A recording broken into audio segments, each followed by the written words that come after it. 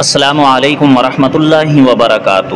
محترم ناظرین و سامعین، انتہائی افسوس کے ساتھ یہ اطلاع دی جا رہی ہے کہ ممبئی کی معروف شخصیت محترم جناب الحاج گلزار احمد اعظمی صاحب کا آج انتقال ہو گیا ہے۔ انا للہ و انا الیہ راجعون۔